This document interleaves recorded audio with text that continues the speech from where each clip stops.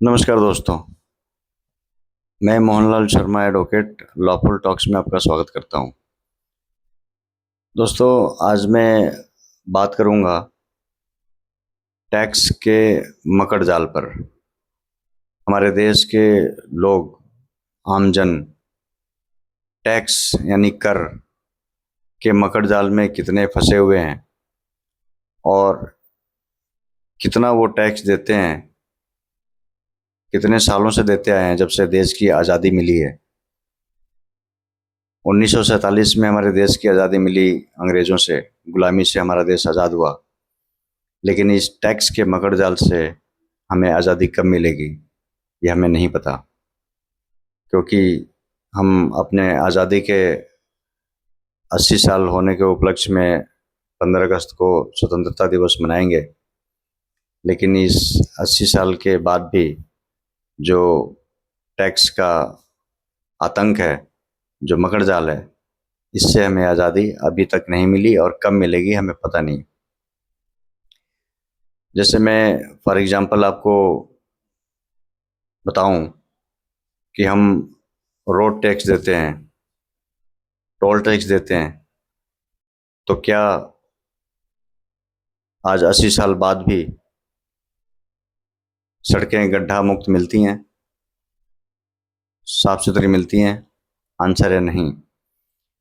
हम house tax देते हैं, तो क्या हमारे कॉलोनी की, हमारे जो रिहायशी इलाके हैं, उनकी गलियां, सड़कें, नालियां दुरुस्त मिलती हैं 80 साल के बाद भी? आंसर है नहीं। हमारे जल बोर्ड के चार्जेस बढ़ जाते हैं, टैक्स बढ़ जाता है, तो आज 80 साल आज़ादी के होने के बाद भी क्या हमें पीने के लिए साफ पानी मिलता है? आंसर है नहीं। एजुकेशन सेस हम देते हैं, वो सेस बढ़ता गया, तो क्या आज़ादी के 80 साल बाद भी आज हमें अच्छे स्कूल आमजन को मिलता है, अच्छी एजुकेशन मिलती है, सस्ती एजुकेशन मिलती है? आंसर है नहीं। इसके अलावा हेल्थ टैक्स हम देते हैं, तो क्या हॉस्पिटल में बेड आसानी से मिल जाता है? प्राइवेट में जाएं तो लाखों रुपए देने पड़ते हैं बेड के लिए। तो क्या इलाज सही मिल जाता है? डॉक्टर उपलब्ध होते हैं आसानी से? आज़ादी के 80 साल बाद भी क्या भीड़ अस्पताल में कम है? सुविधाएं बढ़ी हैं अस्पताल में?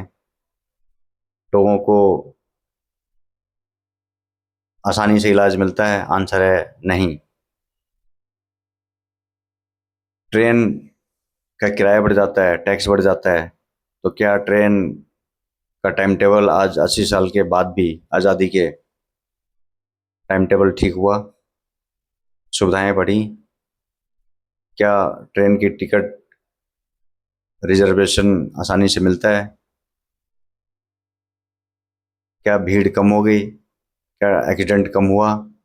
आंसर है नहीं।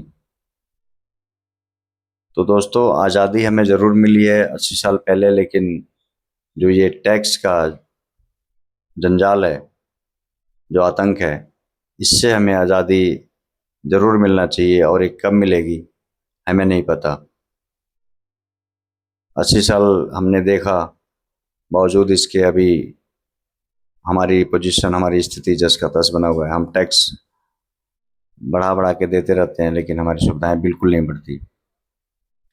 एक इसमें जो वर्ग है उनको फ़ायदा मिलता है, जो हमारे माननीय हैं, एमपी, एमएलए, मिनिस्टर, इनको समय से सब कुछ मिलता है।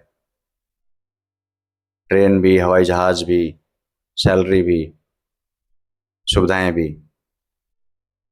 तो क्या ये संविधान हमारा देश का और कानून दो तरीके से काम करता है? अलग अलग